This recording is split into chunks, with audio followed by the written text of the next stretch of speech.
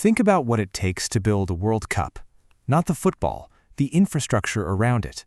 The hotel contracts signed years in advance, the transport agreements, the fan zone licenses, the sponsorship deals, the host city investments, the visa processing systems designed specifically for the tournament.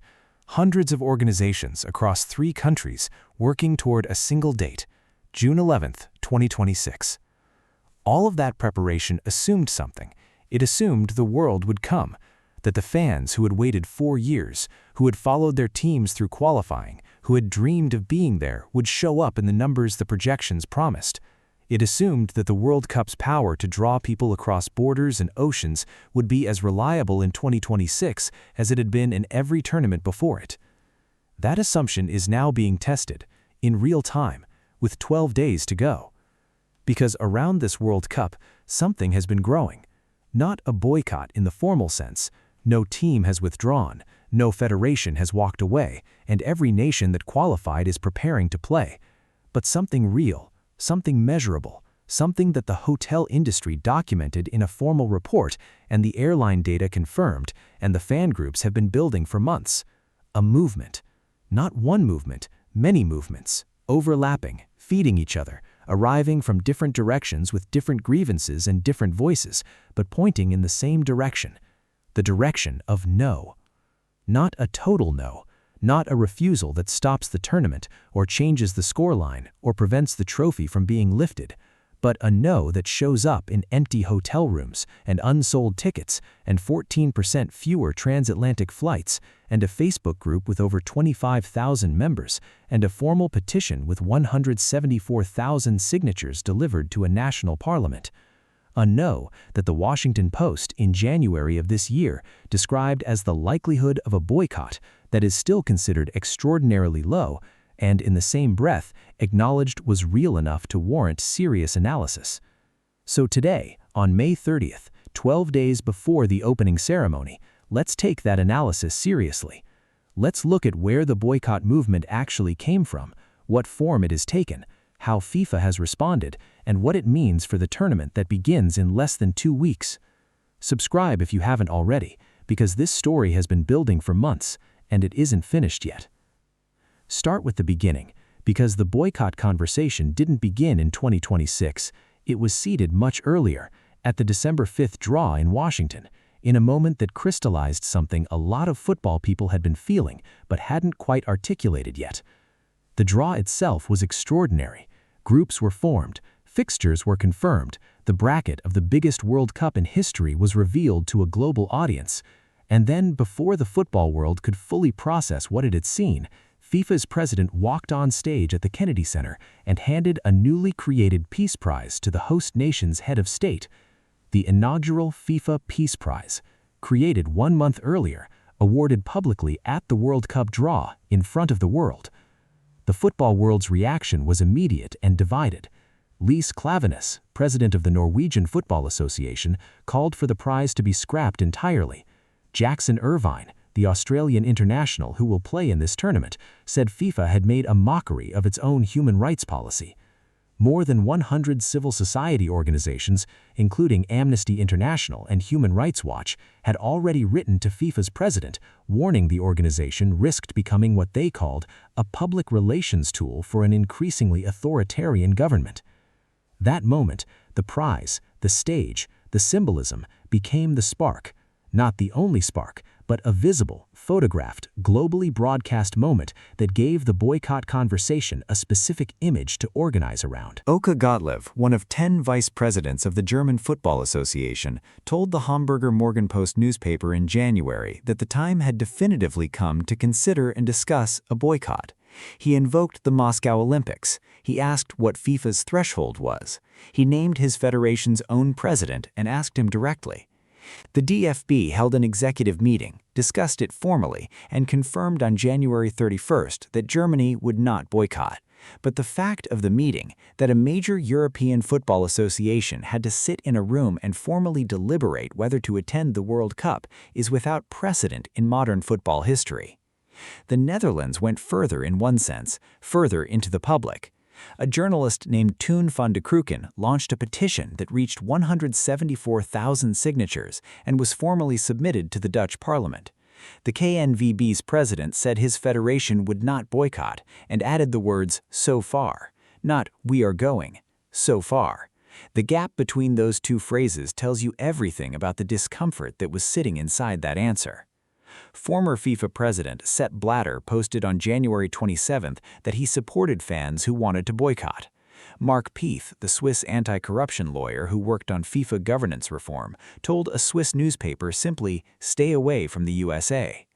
Dozens of members of parliament in the United Kingdom called on FIFA to exclude the US team from the tournament entirely, drawing parallels to the exclusion of Russia after 2022. None of it produced a team withdrawal. It was never likely to. The structural reality of FIFA statutes makes formal federation withdrawal extraordinarily difficult. Fines, suspensions, potential expulsion from future competition. The Washington Post's analysis described the likelihood of a formal boycott as extraordinarily low because the vast love of the sport shared by many tends to win out over any moral hesitation. That's true, and it's worth saying clearly because this story deserves honesty as much as it deserves coverage. But here's what the formal analysis misses. The boycott that matters isn't the one where federations announce a withdrawal. It's the one where fans, quietly, individually, make a decision at their kitchen tables. It's the one that shows up in data, and the data has been arriving steadily for months. The American Hotel and Lodging Association released its formal World Cup hotel outlook on May 4th, surveying 205 hotel operators across all 11 U.S. host cities. 80% reported bookings below initial forecasts. In Kansas City, between 85 and 90% of hotels are tracking below expectations, below a typical summer. In Boston, Philadelphia, San Francisco, and Seattle, hotels describe the tournament as a non-event. Nearly 80% of respondents said visa barriers and geopolitical concerns were significantly suppressing international demand.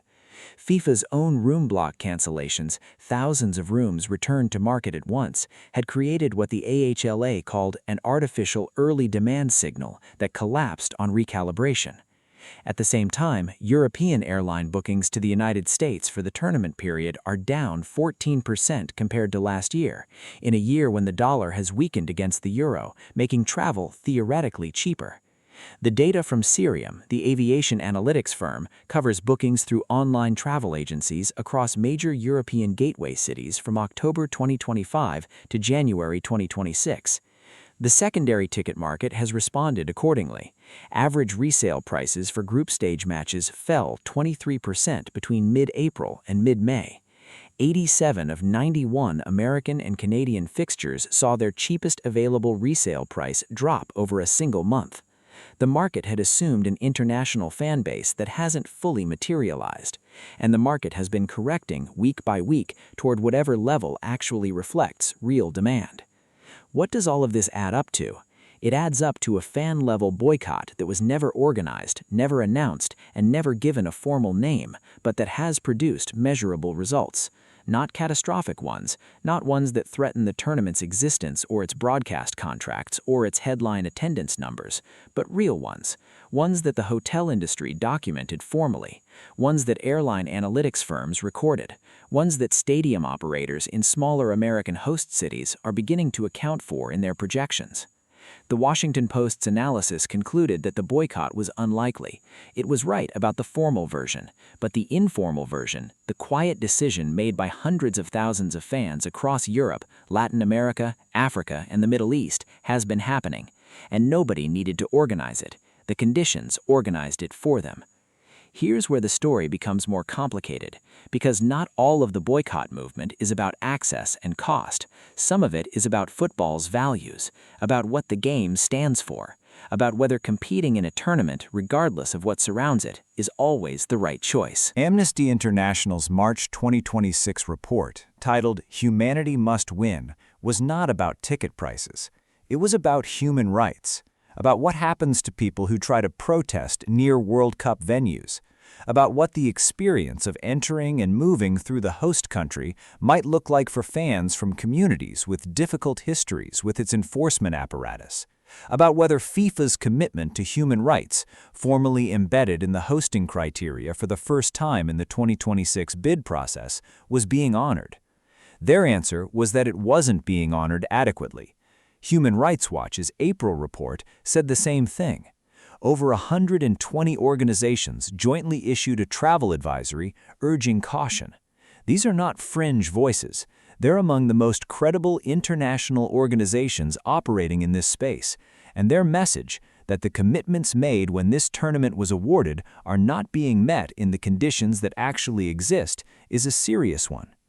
The Council on Foreign Relations noted in April that while a broader team boycott remained unlikely, boycotts from individuals and fan groups are more probable. They named it precisely, not a federation movement, a people movement. Individual decisions made for individual reasons, producing collective effects that show up in hotel occupancy rates and airline booking data. And then there's the carbon footprint argument, which has received less attention than it deserves. Spreading 104 matches across 3 countries and 16 cities means more flights, longer journeys, more resource consumption for a single tournament than any World Cup before it. Environmental organizations have raised this formally. It's not a marginal concern. It's part of the picture. What is FIFA's response to all of this? Consistent and, in its own terms, coherent. The organization has pointed to its FIFA Pass visa prioritization system, the supporter entry tier of cheaper tickets distributed through national associations, Infantino's personal public confirmation of Iran's participation, repeated at the FIFA Congress in Vancouver, the Secretary General's flight to Istanbul to meet Iran's federation leadership, the 5 million tickets sold, the projected economic impact of $47.7 billion for the host nations. FIFA's position is that it has done what it can, within the limits of what the hosting structure makes possible, to deliver on the commitments it made. Whether that's enough is a question that reasonable people can answer differently, and the boycott movement, fragmented, uncoordinated, without a single voice or a single demand, is one form of answer. Does it change the football? No. The matches will be played, the goals will be scored, the upsets will happen. Messi's final tournament, Mbappe chasing a scoring record, Holland at his first World Cup, Spain with Yamal, France with Deschamps saying goodbye. The talent assembled for this tournament is extraordinary. Once the whistle blows at the Azteca on June 11th, the football will do what it always does. It will pull you in. But here's the question I'd ask you to sit with, now that you understand the full picture. Not whether the boycott is realistic, we've established it isn't in its formal sense, but whether the conditions that produced it, the barriers to access and the questions about values and the gap between the promises and the reality, whether those things matter to you as someone who loves this game, and whether they should matter to FIFA. Because the movement isn't going away when the tournament ends. It's going to inform what happens for 2030 in Spain, Portugal, Morocco, and Argentina. It's going to inform what happens for 2034 in Saudi Arabia, which is already facing the same questions this tournament raised, at an even earlier stage. The boycott conversation is now part of the conversation about what the World Cup is for, and that conversation isn't finished. What do you think? Not about the politics, about the football, about the principle.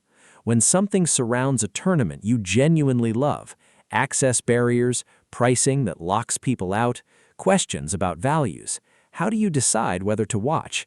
Do you think the football can and should be separated from what surrounds it?